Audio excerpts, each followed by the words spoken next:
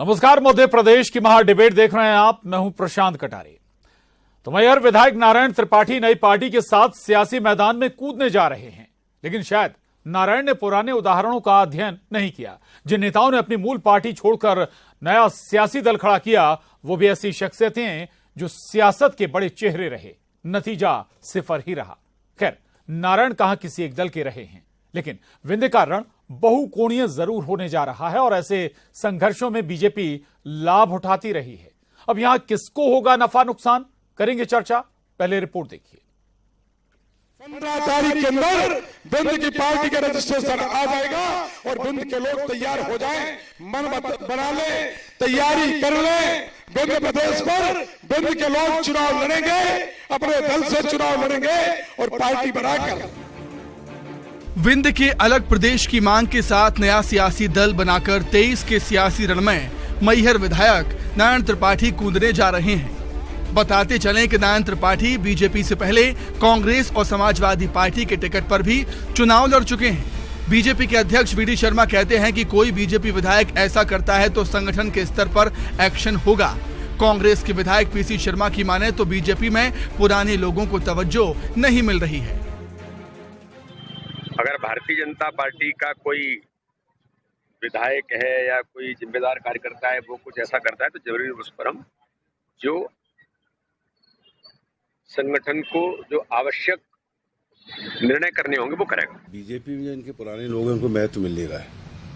जो कांग्रेस छोड़ के गए लोग, वो उनको वहाँ महत्व मिल रहा है। तो पुराने जितने भी लोग हैं, अभी आपने भंवर सिंह शेखावत जी का स्टेटमेंट सुना होगा, इंदौर के अंदर तवज्जो नहीं दी गई, नारायण त्रिपाठी को नहीं दी जा रही है, और भी इनके जितने सीनियर।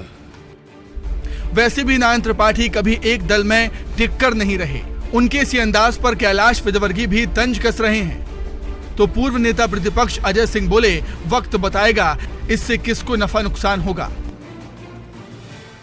देखिए, नारायण भाई हमारे मित्र हैं और वो कब क्या निर्णय लें इसके बारे में भगवान ही जानता है या वो जानते हैं। अगर वो लड़ाते अपने पार्टी से तो भाजपा की क्या रणनीति रहेगी? देखेंगे, जिस वक्त लड़ाएंगे उस वक्त सोचेंगे। अभी तो कोई इसके बारे में कुछ भी कहना जल्दबाजी। मैंने आज ही सुना है और वो काफी दिन से बात चल रही थी कि वो अलग प्रांत की बात कर रहे हैं।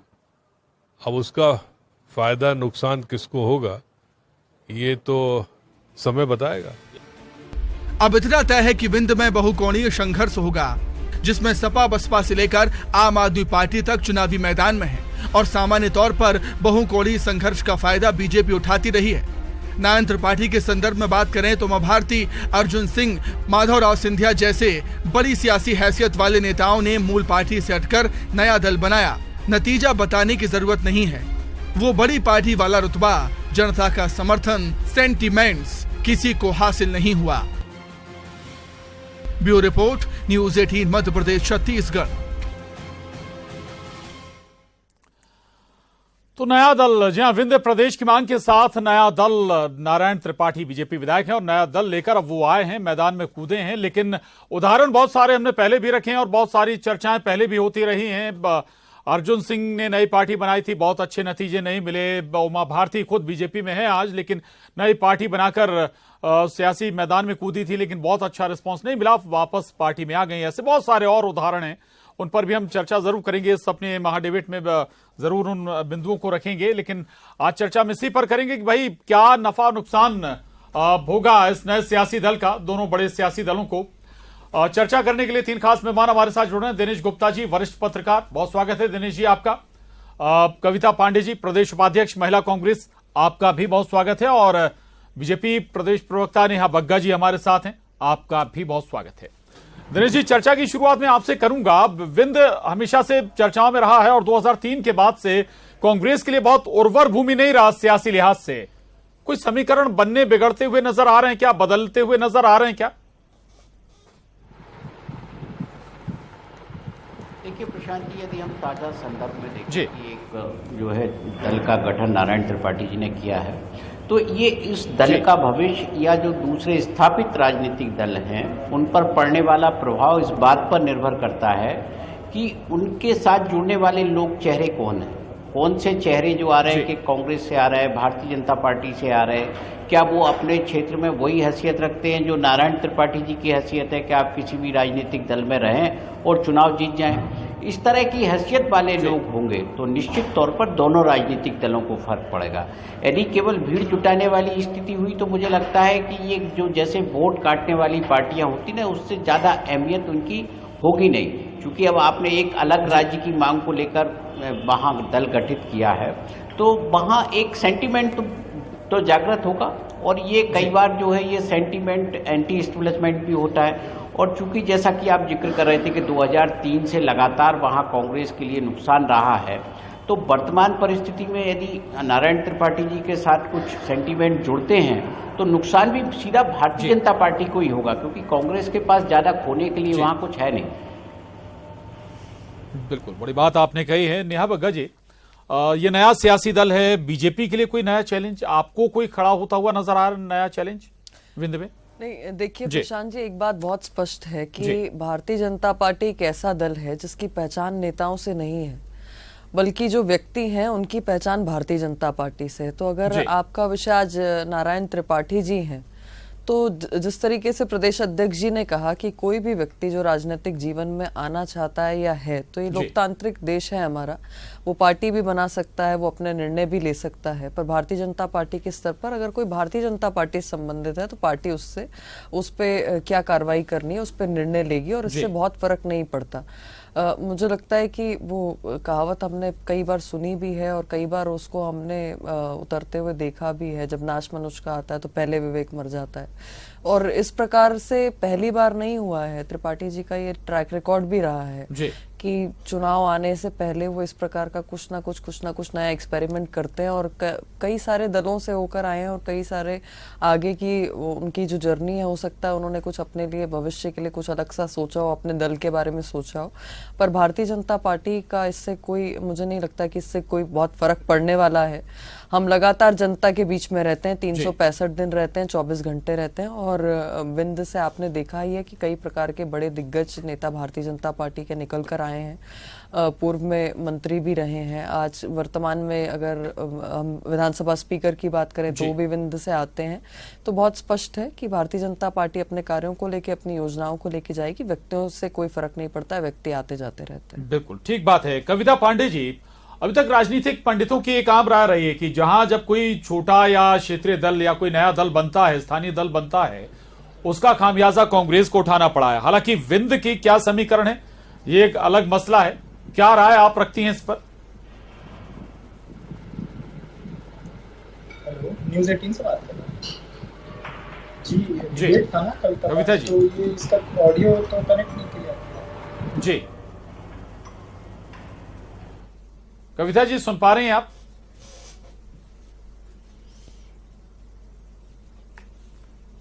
शायद कविता जी तक आवाज नहीं पहुंच रही। हम दोबारा कविता जी के पास जाएंगे, लेकिन दिनेश जी, हम जिक्र कर रहे थे कि भाई नई पार्टी मध्य प्रदेश में पहले भी गठित हुई हैं, कई उदाहरण हैं, लेकिन उनका कोई रिस्पांस उन पार्टियों के लिए या उन नेताओं के लिए बहुत अच्छा रहा हो, ये अभी तक हमने नहीं देखा। अर्जुन सिंह से लेकर उमा भारती जैसे उदाहरण भी हैं। तो हम इस नए दल में कुछ ऐसा क्या देख लें कि जिससे लगे कि भाई कुछ अलग करने जा रहा है ये दल, या ये नेता या उस हैसियत वाले नेता भी नहीं नजर आते हैं नारायण त्रिपाठी? दिनेश जी, देखिए प्रशांत जी, जिनका आप जिक्र कर रहे हैं, चाहे अर्जुन सिंह जी हो या माधवराव जी हो या उमा भारती जी हो, ये सारे के सारे जो राजनीतिक दल गठित हुए थे, इनके क्षेत्रीय दल जो उन्होंने गठित किए, अर्जुन सिंह जी ने तो राष्ट्रीय दल गठित किया था, तो ये एक परिस्थिति जन्य थे, क्योंकि कांग्रेस के भीतर की राजनीति थी। अर्जुन सिंह उसको लेकर बाहर आए थे, माधवराव सिंधिया भी उसी को लेकर बाहर आए थे। उमा भारती जिन परिस्थितियों से उन्होंने ये दल बनाया, तो वो भी एक जो है लंबे समय तक चला नहीं, क्योंकि आप यदि मूल दल से अलग होकर एक अलग राह बनाना चाहते तो स्थायी तौर पर आपको राह बनानी होती। किसी भी राजनीतिक दल को यदि आपको खड़ा करना है तो रातों रात खड़ा नहीं होता है। आप एक या दो चुनाव में आप चाहें कि वो स्थापित दलों को चुनौती दे दें तो ये असंभव सा होता है। तो आप देखिए ना कि ये सारे जो राजनीतिक दल गठित हुए थे वो कुछ क्षणों के लिए अपनी नाराजगी के चलते, अपनी परिस्थितियों के चलते गठित हुए थे, बाद में वो अपनी मूल पार्टी में समाहित हो गए। तो जो क्षेत्रीय दलों का मध्य प्रदेश में जिस तरह का अस्तित्व होना चाहिए वैसा यहाँ बन नहीं पाया। और जो दूसरी छोटी पार्टियां आई वो जो है अपना उन्होंने भी कोई कमाल नहीं दिखाया, वो केवल वोट काटने वाली पार्टी रह गई और छोटे से लाभ के लिए उन्होंने अपना जो है यहाँ ज़्यादा बड़ा कोई एक वर्चस्व बढ़ाए नहीं। बिल्कुल ठीक बात है। कविता जी के पास मैं जाऊंगा। कविता जी, आवाज आप तक पहुंच रही है, सुन पा रही हैं आप? हेलो जी जी कविता जी, ये नया अपडेट है सियासी हलकों में भाई। अब विंध्य के लिए अब एक और पार्टी खड़ी होती हुई नजर आ रही है, नारायण त्रिपाठी। आपके दल में भी रहे हैं, समाजवादी पार्टी में भी रहे हैं, बीजेपी में भी रहे हैं, कई दलों में वो रहे हैं। क्या लगता है कांग्रेस पर क्या इफेक्ट होगा इसका? आजाद हिंदुस्तान में सबको अपनी पार्टी बनाने का अधिकार है। नारायण त्रिपाठी जी विंध्य के सीनियर लीडर्स में उनकी गिनती होती है और लगातार वो किसी भी पार्टी में रहे और चुनाव जीतते रहे हैं। उनको अधिकार है कि वो अपनी पार्टी बनाए या ना बनाए या जैसा भी करें। इससे मुझे लगता है कि हम लोग को कोई फर्क नहीं पड़ता। सवाल बार बार ये प्रासंगिक है कि विंध्य प्रदेश की मांग विंध्यवासी लंबे समय से करते रहे हैं। आपको याद होगा कि पंडित श्रीनिवास तिवारी जी विधानसभा के अध्यक्ष थे और उन्होंने अपने विधानसभा अध्यक्ष के कार्यकाल में विधानसभा में अशासकीय संकल्प पारित कराया था, जो आज भी विधानसभा में पेंडिंग पड़ा है। तो विंध्य प्रदेश प्राकृतिक संसाधनों से भरपूर है।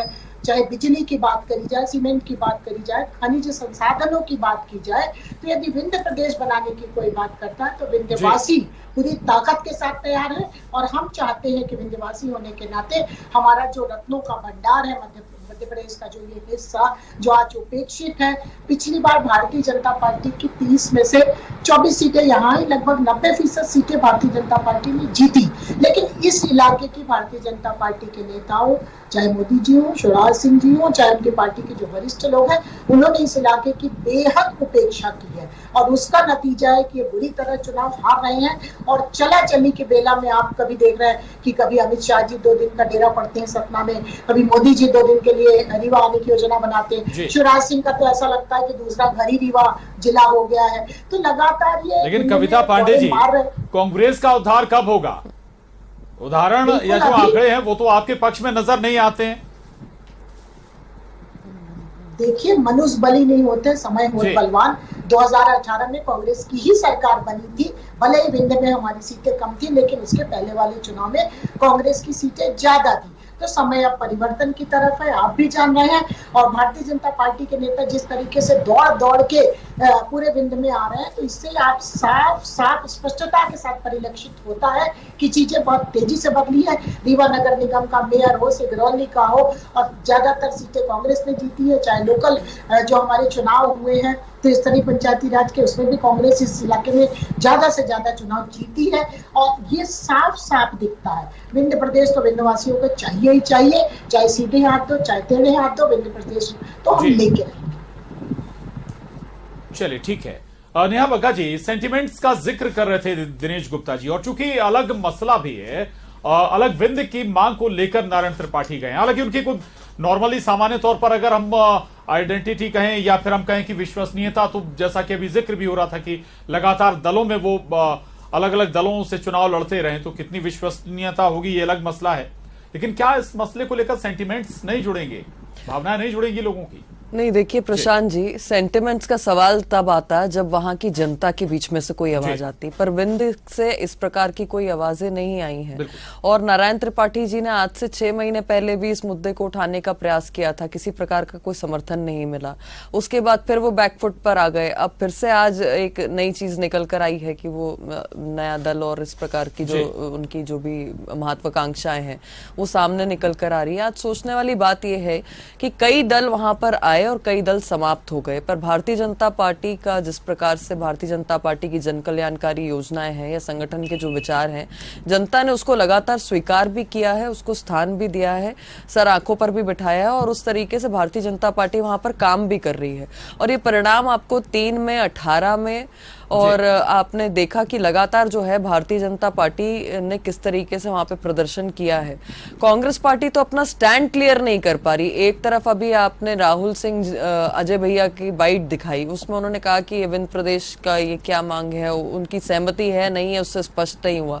यहाँ पे कांग्रेस की प्रवक्ता कह रही है कि विंध्य प्रदेश अलग से होना चाहिए और वहां के जो संसाधन है उसका उपयोग होना चाहिए। आप भी अपने ग्राफिक्स में दिखा रहे हैं कि 2018 में कांग्रेस की मात्र वहां पर 2 सीटें थी, 13 में आके कहीं पर उनकी जो है 12 सीटें हुई। फिर आपने देखा कि 18 में आए तो 6 हो गई, फिर से वो ग्राफ गिर गया। पर भारतीय जनता पार्टी ने 7 जिलों में 30 में से 24 सीटें प्राप्त करी हैं। तो ये स्पष्ट दिखा रहा है कि भारतीय जनता पार्टी की लोकप्रियता भी है और भारतीय जनता पार्टी का कार्यकर्ता हो, जनप्रतिनिधि हो, वो दिन रात जनता के बीच में जो जनता की उम्मीदें हैं उस पर खरा उतरने का प्रयास भी करते हैं। निश्चित तौर पर जो आने वाला भी समय है उससे मुझे नहीं लगता कि एकमात्र नारायण त्रिपाठी जी, क्योंकि कई सारे, मैं दिनेश जी की बात से बिल्कुल सहमत हूं कि कोई भी दल बनाने में वर्षों का मेहनत लगती है। आपकी विचारधारा होनी चाहिए, विचारधारा भी ऐसी जो उस क्षेत्र के लिए, उस क्षेत्र की जनता के लिए महत्वपूर्ण हो, उनकी ऐसी कोई आकांक्षा हो। पर ना ही ऐसी कोई आवाज है, ना ही कोई ऐसी आकांक्षा है। व्यक्तिगत तौर पर कोई भी किसी भी मांग को लेकर आ सकता है और फिर अपने मन से उसको समाप्त भी कर सकता है। ठीक बात है। दिनेश जी, मैं आपके पास आऊंगा क्योंकि बात अब नारायण त्रिपाठी की विश्वसनीयता की भी अगर हम कहें तो इसमें होगी। आपने सेंटिमेंट्स का जिक्र जरूर किया था, जिस अंदाज में वो दल बदलते रहे हैं, लगातार अलग अलग पार्टियों में वो जाते रहे, तो क्या वाकई में कोई जो जनता है या जो वोटर्स हैं वो इतना भरोसा उन पर कर पाएंगे जो बात वो कर रहे हैं? जैसा कि नेहा जी भी कह रही थी कि भाई आम जनता के बीच से अगर ऐसी आवाज उठती तो शायद बात अलग होती। देखिए प्रशांत जी, विश्वसनीयता को लेकर तो हम ये कह सकते हैं ना कि वो चुनाव जीत रहे हैं, तो यानी वोटर तो उनको सपोर्ट कर रहा है, लेकिन उनका ये जो मुद्दा है अलग विंध्य प्रदेश वाला, क्या वोटर इस पर भरोसा करेगा, ये बहुत महत्वपूर्ण है। क्योंकि यदि उन्होंने एक अलग दल बनाया है, अब हम ये काल्पनिक तौर पर मान भी लें कि उन्हें विंध्य प्रदेश में समर्थन मिल जाता है, तो आप किस तरह से दल बनाने में सहायक होंगे। और दूसरा जो समस्या है कि भारतीय जनता पार्टी क्या और मध्य प्रदेश में एक विभाजन और करेगी और एक कोई अलग राज्य बनाएगी क्या, ये भी एक बहुत बड़ी चीज़ होगी जो इस चुनाव में इस मुद्दे के साथ सामने आएगी।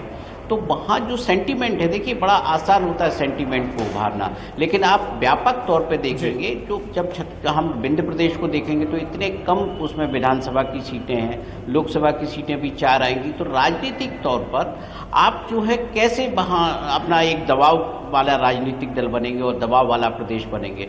जैसे ही आप विधायकों और सांसदों की संख्या घटती है, उन राज्यों का दबदबा भी घट जाता है। तो ये भी वहाँ के लोगों को मुझे लगता है ये सोचेंगे समझेंगे कि यदि हम अलग चले भी गए और तो उससे उन्हें राजनीतिक तौर पे भले ही कुछ लोगों को फायदा हो जाए, लेकिन विकास की दृष्टि से जो मिलना चाहिए समर्थन, वो छोटे राज्यों के लिए तो बहुत मुश्किल होता है और कई तरह की परेशानियों का सामना भी करना पड़ता है। चलिए ठीक है, महत्वपूर्ण बात आपने कही। मैं कविता पांडे जी, सवाल मेरा आपसे है, मैं फिर वही लगभग वही लाइन दोहरा रहा हूं कि भाई जहां जब कोई नया राजनीतिक दल आता है छोटा, तो इम्पैक्ट कांग्रेस पर ज्यादा होता है। बहुत सारे उदाहरण हैं, दिल्ली का उदाहरण है, पंजाब का उदाहरण है और कई दूसरे राज्यों का उदाहरण भी है। धीरे धीरे कांग्रेस वहां से समिटती जाती है, खत्म होती जाती है और बसपा सपा पहले से विंध्य में सक्रिय हैं। शायद वही वजह भी रही कि आपका जो आंकड़ा है वो लगातार डाउन होता चला गया। कांग्रेस पार्टी ने अभी रीवा का मेयर जीता है, अभी तुरंत ही चुनाव हुए हैं। सिगरौली का मेयर भी भारतीय जनता पार्टी से छुड़ाया गया है। 3 सीटों में से 2 दूसरी पार्टियों ने जीती है। भारतीय जनता पार्टी का यहाँ से सुपड़ा साफ होता दिखाई दे रहा है और ये विभिन्न सर्वे के माध्यम से कांग्रेस आम आदमी, अगर मैं सही दूं, आम आदमी पार्टी निकाय चुनाव में आई है जी। भारतीय जनता पार्टी तो नहीं जीती ना, जैसा कि नेहा जी और दिनेश तो इसमें खुश है कांग्रेस की बीजेपी नहीं जीती? बिल्कुल बिल्कुल, क्यों नहीं खुश होंगे। हमारा सामने का जो सबसे बड़ा प्रतिद्वंदी है वो ना जीते। देखिए, किसी भी पार्टी होने से कांग्रेस को कोई फर्क नहीं पड़ता। ये आजाद देश है, हर व्यक्ति को अपनी पार्टी और अपनी विचारधारा जनता तक पहुंचाने का पूरा हक है। लेकिन मैं विंध्य की बेटी हूँ और बहुत दावे से कह रही हूँ कि विंध्य प्रदेश लोग चाहते हैं, क्योंकि ये इलाका लगातार उपेक्षा का शिकार है। एशिया का सबसे बड़ा सोलर पावर प्लांट यहाँ पर है, एक आदमी को यहाँ नौकरी नहीं है, युवा पूरी तरह 90% यहाँ का युवा बेरोजगार है, नशे में लिप्त है और उसके पास कोई नौकरी नहीं है। भारतीय जनता पार्टी ने वादा किया था कि यहाँ के आम आदमी को, युवा बेरोजगारों को नौकरी मिलेगी, वो नहीं मिली। सीमेंट हम 70% के लगभग रीवा जिले में और विंध्य में सीमेंट की उत्पादन क्षमता है, लेकिन वो यहाँ का उसको कोई हक नहीं मिलता, अधिकार नहीं मिलता, रोजगार नहीं मिलता।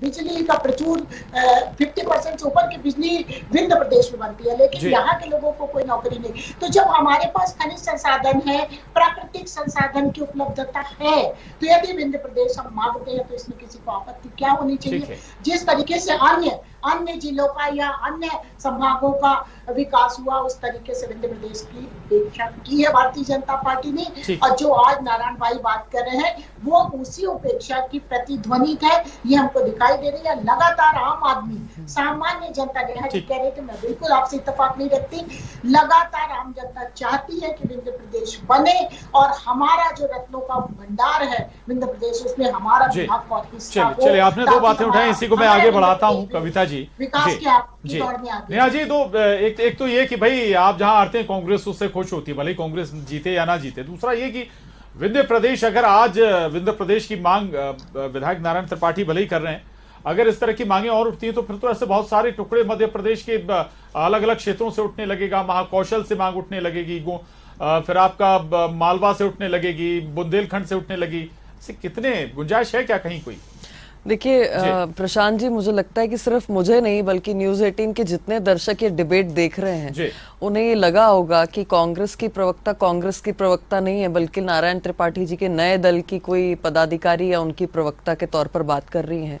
क्योंकि कांग्रेस का वरिष्ठ नेतृत्व इस बात से बिल्कुल इत्तेफाक नहीं रखता, ना ही उनकी कोई इस प्रकार की मांग है कि विंध्य अलग से प्रदेश बनाया जाए।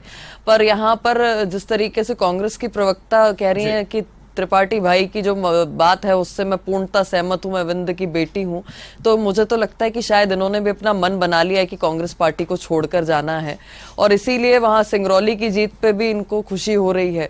और यही कारण रहा है कि कांग्रेस जो है सभी प्रदेशों से निपटती जा रही है, सिर्फ इसलिए क्योंकि वो भारतीय जनता पार्टी का सामना नहीं कर सकती, उनके जैसे जनता के बीच में बनी नहीं रह सकती। और इस प्रकार से अलग अलग विभाजन करके प्रदेश को तोड़ के टुकड़े टुकड़ों में देखकर इन्हें खुशी होती है, पर जनता की जो मांग नहीं है, जनता जो चाहती नहीं है। और जिस प्रकार से हमने देखा कि आज एशिया का सबसे बड़ा अगर सोलर प्लांट कहीं पर है तो वो विंध्य में है और भारतीय जनता पार्टी की सरकार ने उसको एस्टैब्लिश किया है।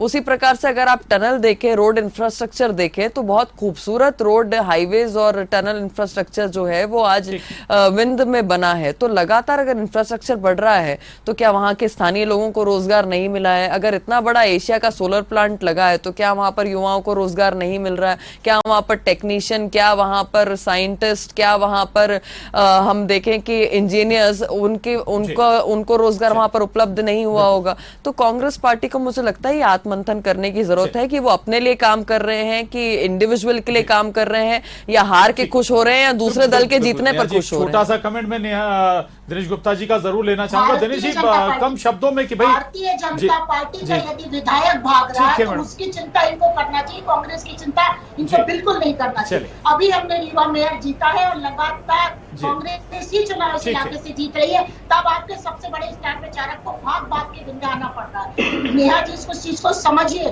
कि आज आपका एमएलए आपको छोड़ के माफी चाहूंगा मैडम, कविता जी माफी चाहूंगा, वक्त इजाजत नहीं देता है चर्चा को और आगे बढ़ाएं। लेकिन इतना जरूर है कि भाई नेताजी सुभाष चंद्र बोस का अगर डायलॉग बोलेंगे नारायण त्रिपाठी तो क्या जनता पिघल जाएगी। जनता अवेयर है, पढ़ी लिखी है। बहुत शुक्रिया आप तीनों खास मेहमानों का इस चर्चा में शामिल होने के लिए। महाडिबेट में बस इतना ही।